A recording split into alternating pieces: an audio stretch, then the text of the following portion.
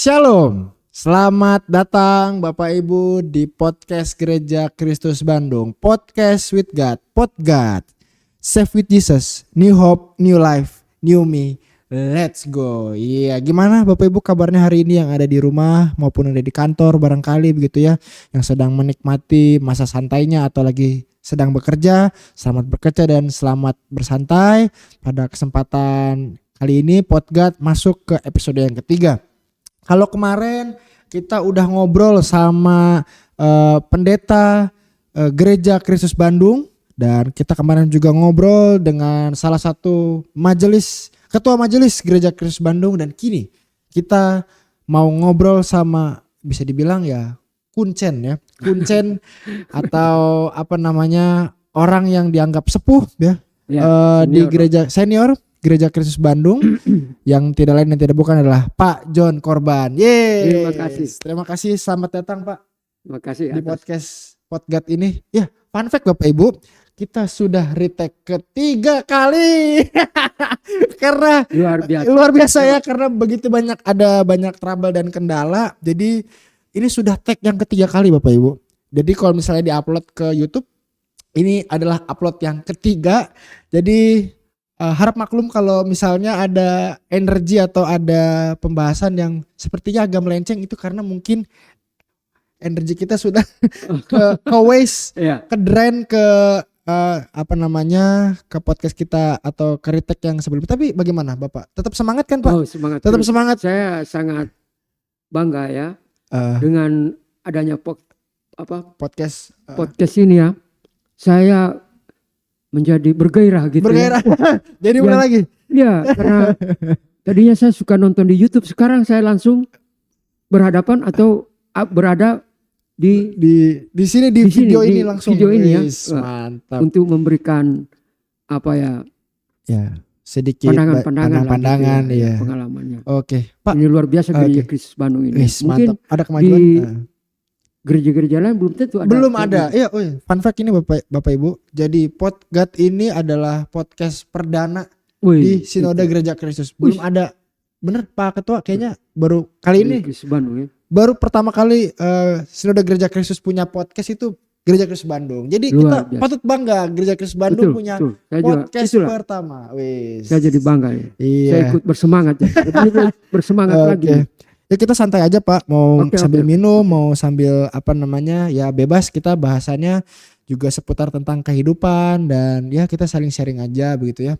Tapi pertama-tama mungkin saya bisa tanya gimana kabarnya Pak hari ini? Hari ini ya seperti yang saya barusan sampaikan, bahwa saya sangat bersemangat. Semangat ya. Sangat antusias dengan adanya podcast ini ya. Wah, ini ditonton oleh jemaat kita, bahkan ke sinode ini. Ya. Ini sinode iya. Yang senior melihat saya ini, mereka ada ingat. Pak John Korban gitu ya. Akhirnya ingat juga. Karena saya melayani dari tahun 80-an sampai tahun 2005 kurang lebih. Luar biasa. Oke. Nanti kita akan singgung juga soal pelayaran ya Pak ya. Tapi mungkin di awal ini kita mau bilang tentang bagaimana cara pandang Bapak mengenai kehidupan setelah masuk ke Usinda. Apakah ada perbedaan Pak antara dulu Bapak kan pernah berkepala 30, usia 30, usia 40, lalu sekarang sudah masuk ke berapa usia Pak? Ke 77. Wow. Ya kan, bulan Mei nanti 77. Besok ini. Iya. Apakah ada perbedaan dari apapun itu? Perbedaan yaitu fisik saya sekarang sudah tidak energik lagi seperti tahun-tahun 80-an dan 90-an. Sekarang tapi semangat saya. Semangat ya. Apalagi dengan keadaan kita Gereja Kristus Bandung. Sekarang ini melihat ketua majelisnya juga begitu muda, dan majelis-majelisnya juga muda-muda semua. Termasuk hamba Tuhan kita Pak Nahimia ini ya. Kita berdoa terus agar supaya Tuhan arahkan agar supaya menjadi hamba Tuhan yang energi juga. Amin. Puji Tuhan. Ya. Oke, Pak. Ngomongin soal juga kehidupan, bisa diceritain nggak Pak? Awal mula Bapak mengalami pertobatan di mana? Momen apa yang pada akhirnya membuat Pak John Korban itu menemukan panggilan hidupnya yaitu untuk mengikut Tuhan dengan baik. Bisa diceritain nggak? Ya, Awal saya pertobatan. Gitu. berada di kota Bandung ini tahun 1969. 67. 1967. 67. Oke. Nah, kita berbicara tentang apa tadi? Tentang apa namanya pertobatan awal kita tadi ya, Bapak. pertobatan. Ya, saya bertobat di Gereja Kristus Bandung ini. Waktu saya di daerah saya dulu dari Gorontalo ya.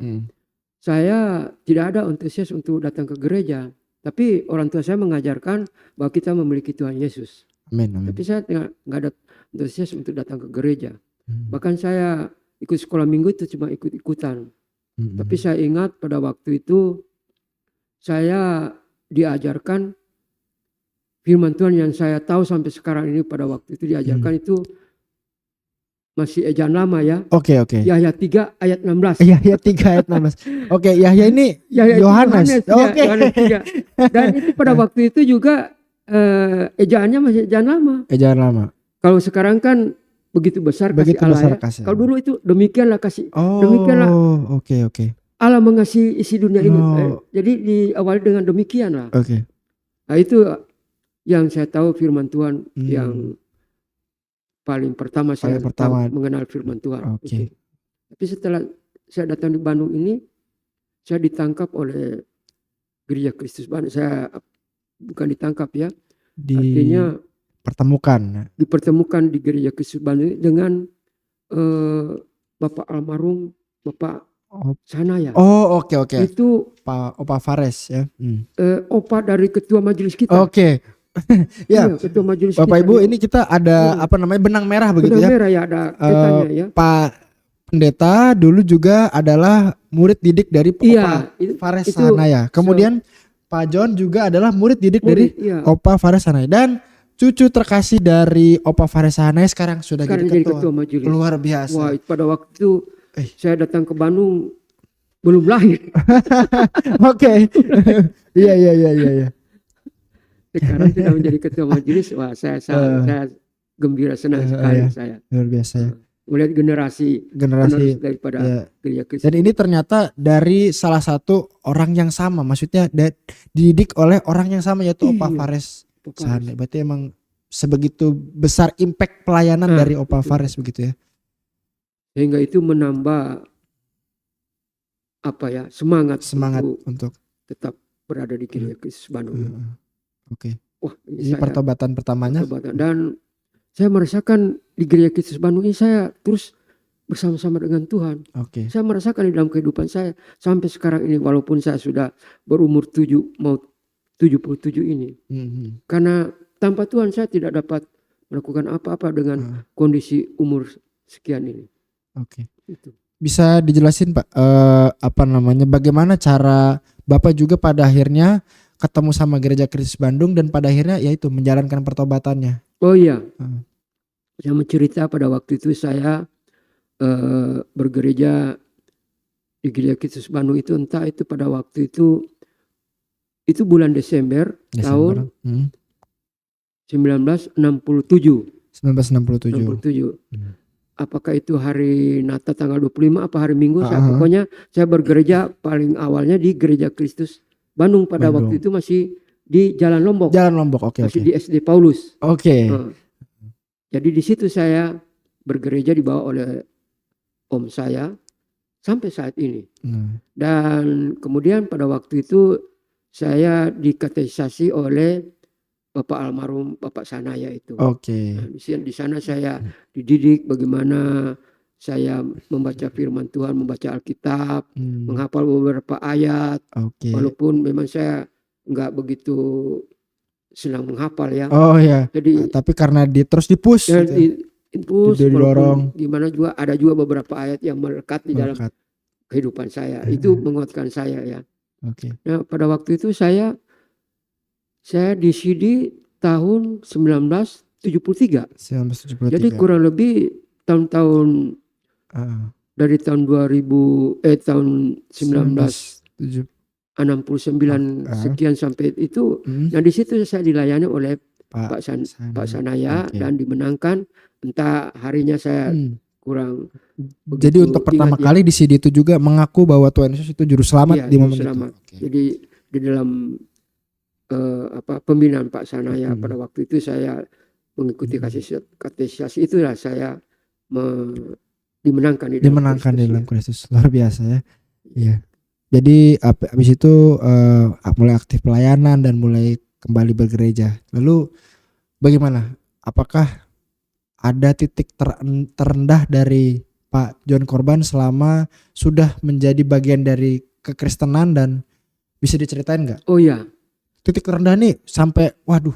Titik terendah pada waktu saya itu memang pada waktu saya menangkan di dalam Kristus, tapi saya bersuka cita pada waktu itu. Cuma memang ya itulah di situ dukanya barangkali ya. Bukan barangkali, memang dukanya. Pada waktu itu saya belum bekerja. Jadi Bapak dari mana? Sebelum ke Bandung?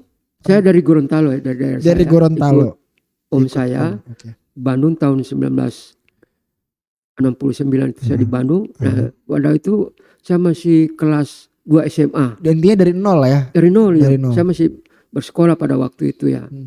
Kemudian saya lulus tahun 1969.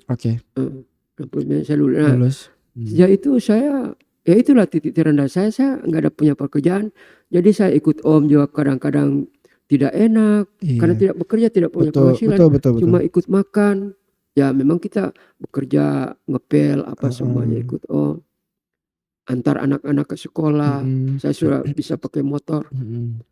Tapi itulah, akhirnya saya pernah kita pergi ke Bogor. Di Bogor saya dari tahun 1970 sampai 72. Nah di situ saya ada teman-teman yang mengajak saya bekerja serabutan lah. Bekerja di bengkel, kerja apa saja, pokoknya ada uang. Nah, pada waktu itu kan saya masih remaja ya, boleh dikatakan menginjak pemuda ya. Jadi lagi energiknya lagi. Jadi apa aja disikat? Iya, jadi saya kerja di bengkel, oke lah. Kerja apa aja, kerja jadi tukang jahit, oke lah. Pernah juga sampai kerja jadi tukang jahit? Pernah kerja di tukang jahit. Pokoknya ada penghasilan. Ada penghasilan, ada uangnya sikat. Ada uangnya sikat ya. Nah, akhirnya saya kembali lagi ke Bandung tahun 73 kalau nggak salah itu. Tahun 72. 72 kembali lagi ke Bandung. 72, sehingga pada tahun 73 itu saya di CD. Jadi masih dilanjutkan lagi pelayanan oleh Pak Sanaya itu. Jadi sampai saya di CD tahun 1973 itu. Tahun 1973. Nah, karena saya rajin ke gereja, jadi prosesnya cepat. Dan saya rajin ikut pembinaan, rajin ikut ke gereja, ikut pelayanan, ikut beribadah ke rumah tangga ya. Boleh dikatakan saya waktu itu dikatakannya pemuda yang bukan menyembuhkan diri ya, pemuda yang paling rajin ikut pelayanan, pergi ikut beribadah ke rumah tangga itu. Iya. Saya ingat itu. Jadi saya melihat pada waktu itu anak muda itu tidak ada sebanding. Tidak ada yang sebanding dengan karena saya selalu diberikan semangat oleh Pak Sana. Ayo ikut lagi. Pak Sana itu kalau dibandingkan dengan Pak Sana tidak seberapa saya punya pelayanan ini dengan beliau. Wah, beliau itu hujan-hujan dia terobos. Di dalam tasnya itu ada ini apa? Kresek? Bukan di dalam tas beliau itu ada payung, ada juk. Iya, ukulele. Kemudian ada ini baret. Baret hitam. Kalau dia pakai itu persis Kapolri. Iya. Itu ciri khas beliau itu. Pelayanan pasti selalu ada. Dia bawa itu. Dia selalu bawa tas. Tasnya warna coklat. Beliau itu senang warna coklat. Saya ingat warna coklat ya. Tapi ganti-ganti tasnya. Tapi saya ingat dia pernah punya tas warna coklat.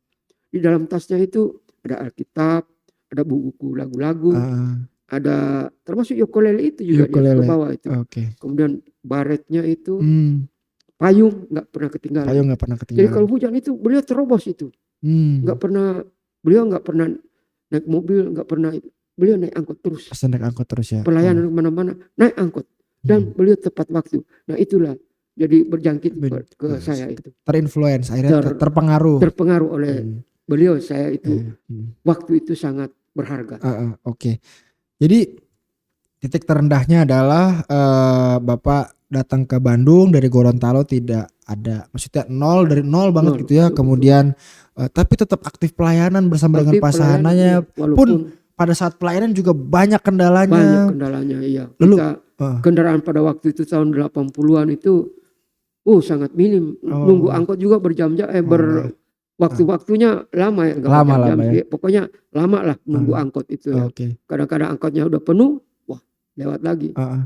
Lalu gimana pada akhirnya bisa progres naik, bisa naik lagi? Bisa diceritain gak Pak? Setelah terpuruk ini ternyata Tuhan bawa kita naik. Pada waktu tahun 70-an itu, pada waktu itu saya cari-cari kerjaan.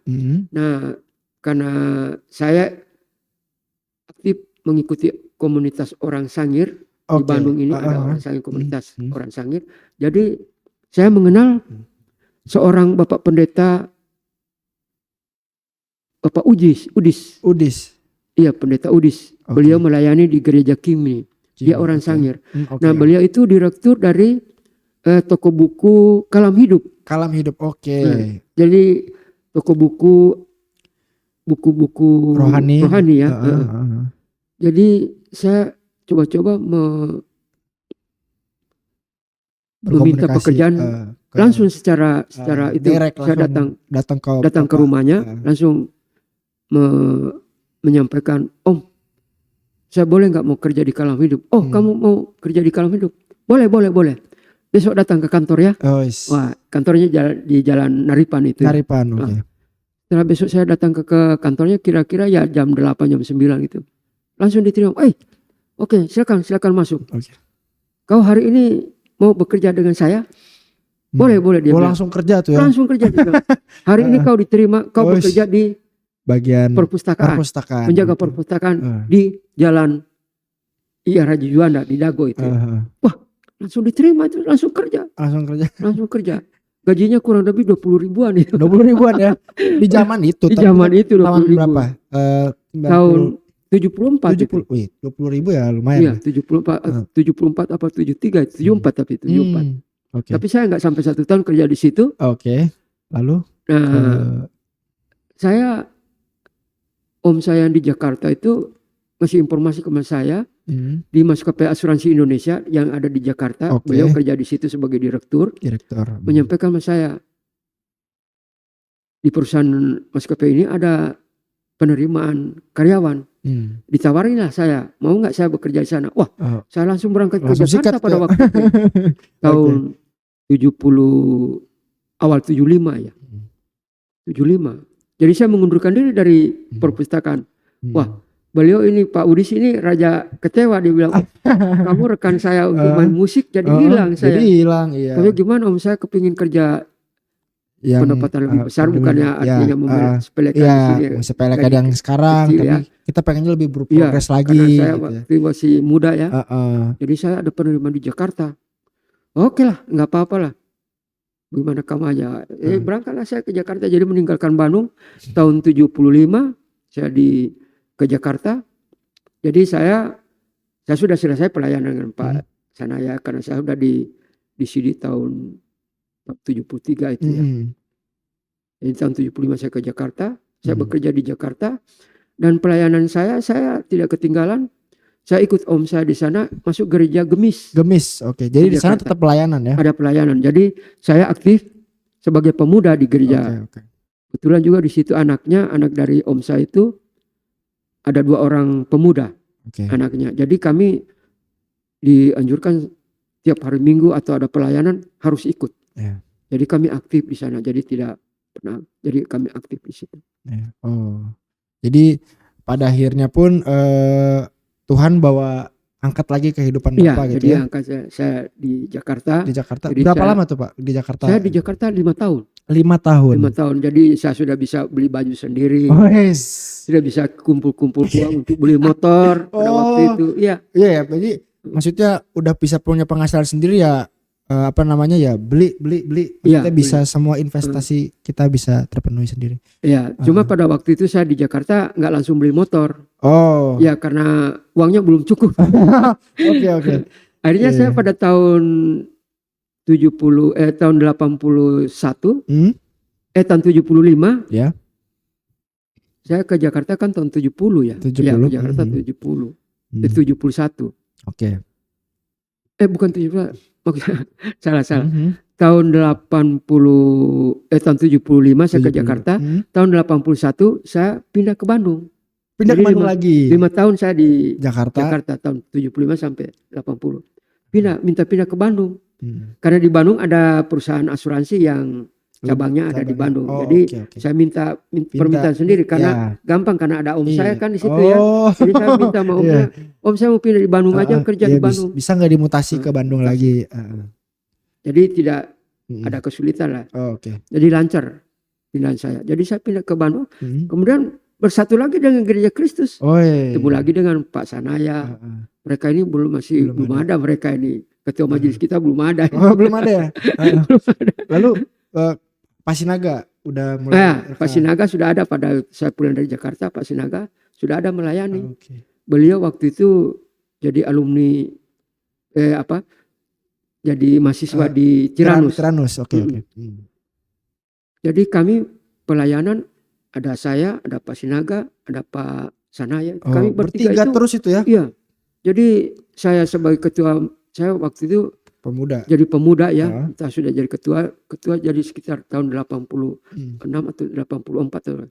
Nah, di situ kami bertiga terus bergandengan. Saya sebagai ketua pemuda, Pak Sinaga sebagai ketua majelis, dan Pak Sanaya sebagai senior. Ke mana-mana bertiga terus? Iya, mana-mana bertiga, sehingga pada tahun 1982 itu kami mengadakan suatu KKR.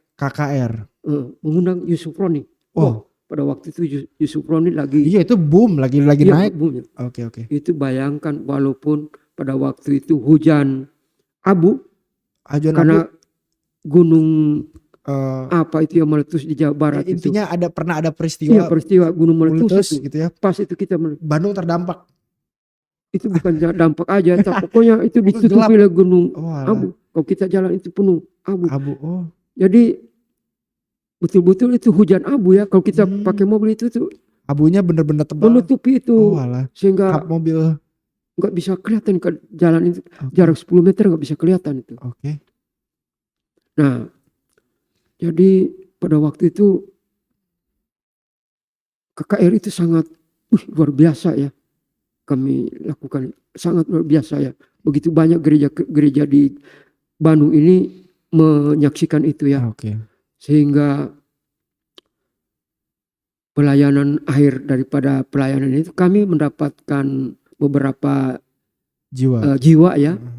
Nah, dibina di Jalan Ciamplas. Di kantor MAI karena kami tidak punya tempat, karena di sana ada tempat yang agak luas dan juga bangunannya besar. Jadi kurang lebih ada 20-30 orang itu kurang lebih. Wow. Iya. Setelah acara KKR itu ya. Dibina itu. Tapi karena kita nggak punya gedung gereja, akhirnya tidak ada satupun yang akhirnya tertampung oleh gereja Kristus, karena mereka melihat gedung gereja kita nggak ada gitu. Mereka pikir kita membuat KKR yang begitu besar itu, mereka pikir gereja kita besar ya. Ternyata gereja kita nggak ada gedungnya. Kita hanya bergereja di sebuah kelas SD ya. Kelas SD waktu itu. Jadi nggak ada satu. Saya ingat pada waktu itu nggak ada satupun yang nyangkut gitu. Tapi itu tidak menjadi sia-sia pelayanan kita. Tapi banyak jiwa yang dimenangkan waktu itu. Ya, walaupun mereka memilih atau kembali ke jemaat gerejanya masing-masing atau mereka mencari gereja mereka yang mereka inginkan. Luar biasa Pak. Mungkin saja kalau anak muda dikasih challenge begitu ya, dibikin KKR lalu tiba-tiba kita merindukan banyak jiwa tapi ternyata tidak ada yang nyangkut, mungkin bisa saja mundur Pak itu. Tapi pada saat itu Bapak tidak memutuskan untuk mundur dan tetap semangat untuk kami pelayanan. tetap semangat pada waktu itu, dan kita kembali kepada pelayanan kita asal Gereja Kristus Bandung. Nah, saya pada waktu itu kurang lebih tahun 84 atau 86 saya diangkat menjadi jadi majelis ya. Jadi majelis pemuda. Nah, termasuk anggota pemuda kita Pak, saya waktu itu ini ibu dari Bapak ketua kita ini, Bapak Kevin. Ibu Bica. Ibu Maria. Iya, Ibu Bica yang kita kenal sekarang. Itu anggota pemuda saya itu pada waktu saya sebagai ketua. Itu salah satu anggota pemuda kita. Pemudanya. Ternyata Ibu Maria aktif juga dulu ya. Aktif. Bahkan kita pernah membuat satu perayaan Natal di Gang Marhaban itu di rumah. Gang Marhaban. Iya. Di mananya? Iya, di situ. Bahkan kita membuat panggung kecil di depan rumah itu. Di gang itu. Pas gangnya masuk itu, di situ kita bikin ada panggung kecil lah. Walah. Iya. Jadi fun fact Bapak Ibu ya, Pak Ketua bisa kasih confirm gitu. Jadi Gang Marhaban ini agak berdempetan rumahnya. Jadi agak susah. Iya, susah. Bisa bikin panggung. Bisa panggung gitu, iya. Jadi jemaatnya kita itu jalan ditutup memangnya. Jadi Oke. jemaatnya di jalan situ. Tapi ya karena Pak Sahanaya juga adalah orang yang orangnya sudah lama di situ, orang di sana, jadi orang sepuh. Dan saya dan terkenal Pak Sahanaya di situ, artinya bersahabat sekali dengan masyarakat di sekitar situ. Masyarakat sekitar situ. Padahal jadi di sebelah situ kan ada masjid, tapi mereka iya ada masjid. Benar-benar ini kan jadi respect dengan silaturahminya bareng-bareng ya. Iya. Dan masyarakat di situ sangat tidak ada yang rasa terganggu tidak ada. Bagaimana? Maka mereka mendukung itu. Benar menghormati kita bikin perayaan situ, kita atur kursi di jalan itu, tidak ada yang protes itu. Tapi kita harus akuin juga impactnya Opa Sahanaya bahkan untuk masyarakat sekitar pun bisa menginfluence orang, bahkan bisa sampai orang respect sama Opa Sahanaya. Berarti kita harus tetap apresiasi juga gitu ya. Bisa kita pelajarin juga bahwa ternyata sebegitu besar impactnya gitu, sampai orang juga menghormati Opa Sahanaya. Kita juga berarti harus bisa. Nah gitu. Dan disitulah waktu saya menjadi ketua majelis itu saya terus didorong, dan artinya saya diberikan kepercayaan yang luar biasa. Dan itu membuat saya antusias atau bersemangat. Jadi diberikan suatu kepercayaan ya, tanggung jawab. Jadi walaupun pada waktu itu saya jauh daripada firman Tuhan tentang firman Tuhan. Intinya waktu itu belum terlalu dalam untuk bisa ini, tapi tetap dipercayakan untuk melayani Tuhan. Betul. Pada saat itu. Wah, luar biasa. Iya, wah mantap. Jadi walaupun begitu banyak tantangan dalam pelayanan, itu tadi Bapak juga cerita soal titik terendah lalu kemudian dibawa naik gitu ya. Tetap Tuhan tetap menyertai begitu ya Pak ya. Betul. Iya, luar biasa. Oke Pak, gimana? Bapak tadi belum cerita soal bisa ketemu ibu. Bisa ketemu ibu ini. Wah, di titik yang sebelah mana? Ini ceritanya cerita panjang itu bisa ketemu ibu di sebelah panjang mana? sekali juga ini ceritanya. Kita pacaran dengan istri saya itu ya. Itu 10 tahun itu, bayangkan. 10 tahun pacaran dari tahun 91 tahun 81 saya datang ke Bandung. Pindah ke Bandung itu 81. Saya menikah tahun 91. 91 jadi 10 menikah. tahun kami pacaran. 10 tahun. Kenapa bisa selama itu Pak pacaran? Kok bisa 10 tahun? Karena sorry Pak. Nanti mungkin kalau misalnya ada pembahasan yang kita bisa alihkan atau tidak berkenan untuk kita bahas, Bapak bisa langsung tidak apa-apa. Ini perlu supaya jemaat mengetahui tentang baik. perjalanan keluarga dan juga keluarga saya ya. Baik. Jadi saya ketemu dengan istri saya ini, saya pacaran 10 tahun. Kenapa? Itu karena istri saya ini berseberangan dengan saya. Dari saudara kita yang sebelah. Beda iman. Beda iman. Beda iman. Beda iman. Ya kasarnya muslim lah. Baik. Jadi kami pacaran, tapi karena kami sekantor jadi tiap hari kami ketemu, jadi di situ lah. Jadi suka ada rasa cinta. Rasa itu sayang, kalau kita berdekatan terus kan itu aduh. Bukankah begitu Pak? Kalau emang bener gitu ya, kalau satu kantor bisa jadi sayang gitu Pak? Enggak juga. Enggak juga. Enggak semua. Enggak semua. Tapi di situ intinya ya, cara dekatnya Bapak karena dengan Iya. satu kantor terus jadi Ya, bikin. jadi ya tapi kita terkontrol ya. Jadi karena kami sekantor, jadi kami lebih intim gitu. Bahkan pada waktu saya masuk kantor pertama kali, saya itu ditemani oleh istri saya pergi belanja. Pada waktu saya pura-pura saya belum mengenal Bandung, padahal saya pernah di Bandung ya. Saya bilang, jadi karena biar basa-basi kayak Iya. depan aja biar deketan sama. ya betul, ini basa-basinya. Jadi pura-pura nggak tahu kota Bandung, padahal saya pernah di Bandung. Biar bisa bisa berinteraksi lama, jadi karena dia kan belum tahu saya pernah di Bandung kan ya. Oke. Bahkan dia kan seumur kurang lebih tidak jauh dari ibu dari bapak ketua kita ini. Oke. Umurnya Ibu paling Maria. beda 2-3 tahun barangkali, lebih tua istri saya. Oke. Saya beda 9 tahun dengan beliau. Beda 9 tahun dengan ibu. Ibu. Oke, baik. Jadi saya pada waktu itu iseng-iseng, tolong dong antar saya mau beli pasar, mau beli selimut. Saya belum beli selimut nih. Saya bilang di Bandung kan dingin. Saya bilang. Dingin. Oh dia bilang boleh. Jadi ajaklah saya ke pasar baru pada Pasar waktu baru. itu. Ini naik angkot. Jadi date pertama adalah pacaran pertama itu naik angkot ke pasar. Ke pasar. Mantap. Naik angkot. Wah mantap ini naik angkot kan kita duduk berdampingan. Pengalaman ya.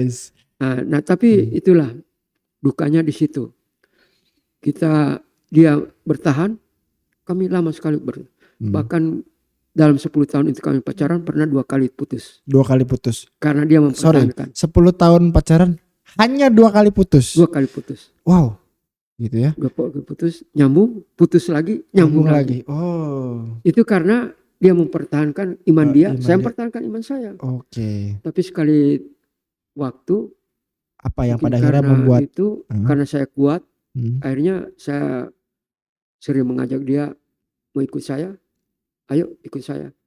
Akhirnya dia ikut saya pergi pelayanan.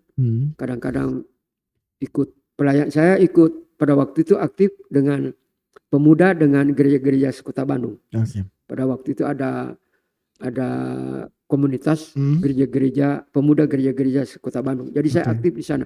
Nah, calon istri saya itu saya panggil, saya ajak pergi terlibat. Kalau ada itu. Di gereja Kristus Bandung saya belum ajak. Oke. Tapi akhirnya pada waktu saya jadi ketua pemuda itu dengan anggota saya Ibu Maria, ibu daripada ketua kita itu. Nah, beliau pada waktu itu sudah mulai ikut. Okay. Nah, sampai kita menikah, dia ikut masuk gereja. Oke, nah, masuk gereja. Dan kami diberkati gereja Protestan Maranatha. Karena kita kan nggak punya gedung gereja, kita pinjam gedung gereja Maranatha. Nah, pada waktu itu memang orang tuanya tidak setuju. Pada waktu itu kami sempat dapat penolakan. Iya, untuk meminta dia menjadi istri saya dan Bapak Sanaya ini menjadi wali saya. Walinya, sampai kami menikah juga Pak Sanaya menjadi wali saya. Jadi disitulah beliau istri saya itu ikut sampai kami mendapat anak 2 orang. Sampai umur anak saya yang pertama itu umur sampai SMP. Akhir SMP mereka bergereja terus. Oke, jadi Bapak setelah menikah umur 91 punya anak berapa? 2. Laki-laki kelahiran tahun 91 yang pertama, yang kedua kelahiran tahun 93 seumur dengan Pak Ketua kita ini. Bahkan mereka pernah katekisasi sama-sama ini. Anak yang saya laki-laki yang kedua ini. Tapi pada waktu itu karena anak saya ini entah kendalanya apa, jadi tidak, katakan seperti kasarnya nggak lulus lah. Jadi tidak mengikuti mereka di CD. Jadi anak saya gagal. Gagal. Nah, disitulah anak saya dia lulus SMA pada waktu itu, kemudian dia melamar kerja.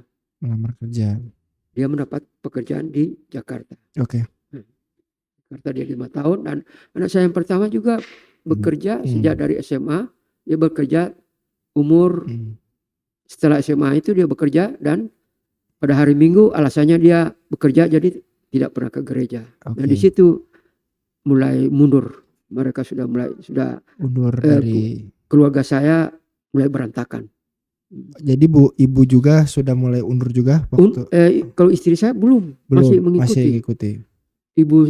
Istri saya mengundurkan diri itu setelah mundur setelah mendapat cucu pertama. Oke, karena pada waktu itu tahun 1991 akhir mendapat anak pertama. Alasannya untuk menjaga cucu itu. Itu alasan sampai sekarang ini. Sampai sekarang. Bahkan mereka sekarang ya sudah tidak mengikuti lagi saya. Mereka sudah tersesat lah, katakanlah demikian. Tapi saya terus dikuatkan oleh baik hamba Tuhan, rekan-rekan majelis, dan juga anggota jemaat di sini mendoakan saya agar supaya saya terus bertahan dan keluarga saya sekali waktu akan dimenangkan. Amin. Kita tetap berkeyakinan ya Pak ya, bahwa keluarga ini pasti akan dimenangkan Tuhan. Itulah. Bapak Ibu, jadi kita tetap mendukung pergumulan dari Pak John. Pergumulan keluarga Pak John juga pergumulan keluarga Gereja Kristus Bandung. Jadi kami selalu berkeyakinan bahwa somehow kuasa Tuhan dinyatakan kepada keluarga Bapak Joni Korban. Amin. Kita tetap berkeyakinan Pak. Ya, kita selalu dukung dalam doa. Kiranya Tuhan berkemurahan memanggil kembali keluarga Bapak untuk bersama-sama dengan kita. Tapi dengan keluarga saya demikian, saya tidak kendor pelayanan saya di Gereja Kristus. Bahkan saya terus lebih semangat lagi. Saya lebih rajin lagi. Ya mungkin banyak mungkin kesalahan saya di waktu-waktu yang lalu, tapi itu menjadi pelajaran buat saya lah. Tapi sampai saat ini saya terus bersemangat dan terus melayani di dalam Tuhan. Amin, luar biasa. Wow. Ya, itu adalah kesaksian yang sungguh luar biasa. Begitu banyak pergumulan tapi Bapak tetap semangat untuk ikut Tuhan. Itu yang saya salut sih Pak. Kalau tidak semangat saya tidak berada di tempat ini. Iya benar. Wow. Oke. Ya, ini sangat tentu membakar pelayanan saya juga, karena kadang-kadang ya saya begitu banyak pergumulan, lalu ada begitu banyak pergumulan inilah yang pada akhirnya membuat saya surut semangatnya. Tapi melihat bahwa begitu banyak pergumulan bahkan di tengah keluarga, bahkan di tengah kehidupan Bapak tetap semangat dalam pelayanan untuk Tuhan. Ya, saya berterima kasih kepada Tuhan, luar biasa memelihara saya dengan kondisi umur sekarang menjelang 77 ini. Saya merasakan seperti masih muda, tapi fisik saya sudah tidak muda lagi. Tapi tetap auranya terinfluence untuk tetap jadi muda Pak. Itulah. Jadi saya berterima kasih juga dorongan dari pada hamba Tuhan di sini, para majelis, dan juga semua jemaat mendoakan saya. Ya, amin. Terima kasih Pak. Kita juga bakal selalu dukung Bapak dalam doa. Terima kasih. Kita akan berikan semangat buat Bapak untuk jangan kendor gitu ya. Bahwasanya ya Tuhan tetap berkemurahan dan berpengasihan untuk kehidupan Bapak sekeluarga. Amin. Ya. Amin. Apalagi kita ini diperhadapkan dengan kita untuk rencana relokasi gedung gereja. Wah, ini gagasan daripada ketua majelis kita ini. Biasa. Jadi saya tambah semangat lagi. Saya mengingat perjuangan kami dulu waktu berjuang mengadakan KKR itu. Itu coba itu. Iya. KKR sekarang kita mau ada relokasi lagi. Semangat ini sepertinya gedung yang lebih hebat lagi. Berarti gedung kita ini tidak bakal ini bakal ngerasain 2 kali perpindahan. Itu yang menjadi dari Jalan Lombok ke sini, dari sini ke jalan lebih luar biasa. Wah, itu yang saya benar-benar sepuhnya bener Wah, saya tambah lebih semangat lagi. Saya bangga kalau seandainya saya bersama-sama untuk kita pindah ke sana. Apakah enggak bangga itu? Kita bukan bangga buat bangga diri sih, tapi bangga karena Tuhan. Amin. Itu yang saya terus berharap kepada Tuhan supaya Tuhan. Ini semuanya terrealisasi. Amin. Luar biasa. Pada waktu itu hamba Tuhan kita udah baru ya, Iya. Pak Nehemia. Ada rohaniawan Ada baru, baru ya. gedung baru, Gedung wah, baru, semangat itu. wah, semangat Semuanya baru baru. lah terus. Majelis juga baru, Majelis baru luar ya. biasa. Oke, Pak John, dengan seluruh begitu banyak dinamika juga pergumulan dan juga berkat Tuhan yang sudah Bapak rasakan, apa kerinduan Bapak untuk kedepannya kehidupan bagi Bapak sendiri? Apa kerinduan Bapak untuk Bapak sendiri dan juga pesan untuk anak-anak muda apa nih? Untuk saya juga secara pribadi begitu ya, mungkin bisa dibagikan soal kehidupan supaya nanti di umur tua atau di usinda nanti bisa menikmati berkat dari Tuhan tentunya dengan penuh sukacita. Pertama kita jawab dulu, pertanyaan pertama adalah apa kerinduan Bapak ke depannya untuk Bapak pribadi?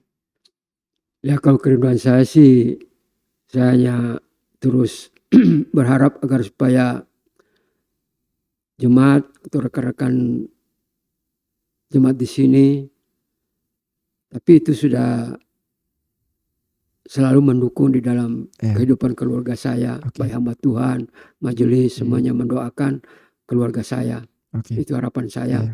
Dan ke depan saya lebih bersemangat lagi. Amin. Kita untuk melayani di sini. Dan saya minta agar supaya, ya saya bukan bangga dengan saya punya keberadaan sekarang. Itu karena kekuatan daripada Tuhan sendiri. Amin. Karena kalau kita dekat kepada Tuhan, kekuatan itu akan datang dari luar, bukan dari kekuatan kita sendiri. Saya ada di sini itu karena kekuatan daripada Tuhan kita Yesus Kristus. Yes. Itu yang mendorong itu saya. Jadi kerinduan Bapak pribadi. Gitu. Iya. Jadi saya lebih bersemangat. Ya kalau tanpa Tuhan Yesus mungkin saya tidak bisa berada di tempat ini ya. Oke. Lalu pesan untuk kita semua, gitu, terutama pesannya untuk saya. Untuk ini ya kita terus dekat kepada Tuhan dan terus punya kerinduan untuk melayani, punya kerinduan, punya cita-cita yang seperti Bapak Ketua kita ini punya cita-cita untuk mendapatkan suatu gedung yang baru. Nah kita mesti punya rajin baca firman Tuhan, rajin bergereja, rajin persekutuan, apapun persekutuan itu, ya itu membuat kita berhasil ya dari situ. Karena pengalaman saya, walaupun saya sekarang sejak dari tahun 1989 saya waktu itu kena resesi ya. Kami kena PHK ya, suami istri. Tapi puji Tuhan, Tuhan tidak pernah membiarkan kami. Amin. Saya tetap mendapatkan penghasilan walaupun punya pos-pos di luar asuransi pada waktu itu. Nah sehingga pada akhir-akhir ini kami punya usaha dan diberkati sampai sekarang. Jadi, dan tidak pernah kami kelaparan atau kekurangan. Iya itu. Kalau kita dekat sama Tuhan, betul janji Tuhan itu, Tuhan tidak akan meninggalkan umatnya. Amin. Mendapatkan kesusahan. Selalu diberkati ya. Selalu diberkati. Luar biasa. Lalu mungkin ada pesan untuk rekan-rekan yang lagi berupaya untuk mencari pasangan hidup, mungkin Bapak bisa kasih advice? Ya, saya punya pesan untuk pemuda Gereja Kristus ini, pemuda-pemudi, jangan mengikuti saya. Saya punya pengalaman karena saya mendapatkan pasangan dari iman yang berseberangan. Ya katakanlah yang kotornya itunya Muslim lah. Walaupun itu saya bawa ke gereja, tapi mereka kembali pada jalan yang sesat. Saya katakan itu mereka tersesat jalannya. Ya jadi supaya carilah pasangan yang seiman lah, supaya kita tidak menjadi susah gitu. Tidak susah ya. Jadi ingat teman-teman pemuda ya, ini pesan harus kita ingat, kita harus pegang bahwa ikut Tuhan pasti menang. Dan rajinlah di dalam persekutuan di mana kamu bergereja gitu. Persekutuan, baca firman Tuhan, mengikuti ibadah-ibadah rumah tangga kalau ada, atau konsul komsel. Oke, Pak John. Kira-kira demikian lah.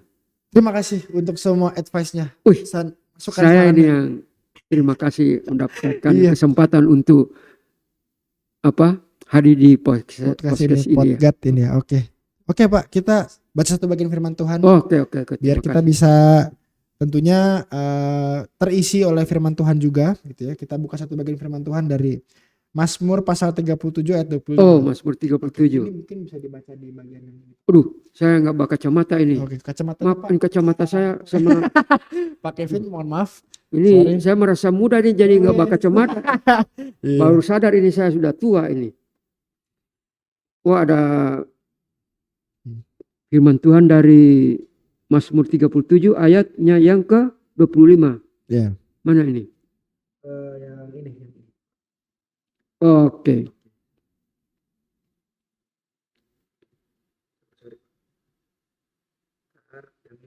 Oh iya. Jangan. Oke. Mazmur 37 ayat 25. Dahulu aku muda, sekarang telah menjadi tua.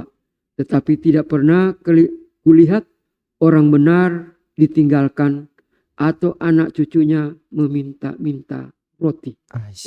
Luar biasa ini. Firman Tuhan betul-betul itu saya menggenapi di dalam kehidupan saya. Karena saya sejak dari muda saya tidak pernah kekurangan dan tidak pernah melihat orang yang di situ. Orang yang percaya sama orang Tuhan. Percaya pada Tuhan itu meminta-minta. Bukan. Berkekurangan. Oke. Dan anak cucunya tidak mungkin tidak kekurangan menjadi juga. Minta-minta. Selalu ada disediakan. Itu terbukti sampai saya menjelang umur 77 sekarang ini. Anak saya walaupun mereka salah jalan, mereka juga diberkati. Amin. Iya. Jadi tidak pernah. Intinya firman Tuhan ini adalah bagian digenapi oleh kehidupan Bapak. Oke. Wow. Luar biasa firman Tuhan ini Pak ya. Ini menjadi suatu berkat di dalam kehidupan saya, dan firman Tuhan ini akan terus bergema di dalam kehidupan saya. Baik. Untuk memberikan mendorong saya untuk terus dekat kepada Tuhan. Amin. Luar biasa. Oke. Pak John, terima kasih. Wah, ini podcast ini isinya daging Bapak Ibu. Berkat semua ini. Jadi jangan ini kalau didengar ini pasti bisa menguatkan kita, baik itu Bapak Ibu yang mungkin sekarang sedang merasa gundah gulana. Tadi kita sudah dengar bahwa kesaksian Pak John dari tidak punya apa-apa, kemudian Tuhan angkat, kemudian Tuhan tetap berkati keluarganya, walaupun banyak pergumulan dan dinamika, tapi Tuhan tetap pegang kendali atas hidup Pak John. Gitu. Boleh dikatakan kalau saya ditanya suka dukanya, saya lebih banyak sukanya. Kalau dukanya itu cuman karena kita malas aja. Karena hujan kita malas, akhirnya kita nggak pelayanan. Dari situ dukanya, saya kok nggak pergi pelayanan, gimana orang-orang mengatakan saya nih, kok baru hujan aja nggak hadir. Lawannya masih air ya Pak ya, belum hujan api. Belum hujan api masih air. Oke. Disitulah dukanya. Oke, Pak John, terima kasih banyak sudah hadir untuk jadi bintang tamu kita pada hari ini. Bangga saya dapat mengikuti siaran pada. Nanti kedepannya tentu kalau nanti ada undangan lagi ke podcast bisa datang-datang lagi ngobrol-ngobrol lagi. Sangat. Oke, terima kasih Pak John untuk boleh jadi bintang tamu kita pada hari ini. Tuhan berkati juga Pak John ke depannya. Terus semangat ini. Amin. Oke. Pelihara ini. Amin. Oke, Pak, Ibu, kita akan berakhir di sini podcast kita pada kesempatan hari ini. Terima kasih untuk Bapak Ibu sekalian yang boleh setia mendengarkan podcast with God. Kami menunggu Bapak Ibu untuk hadir kembali menyaksikan bincang-bincang kami ke depannya. Tentu ada bintang tamu yang sangat menarik yang kita akan nantikan ke depannya. Sampai jumpa di podcast di minggu dan di hari-hari yang akan datang. Terima kasih, Tuhan Yesus memberkati.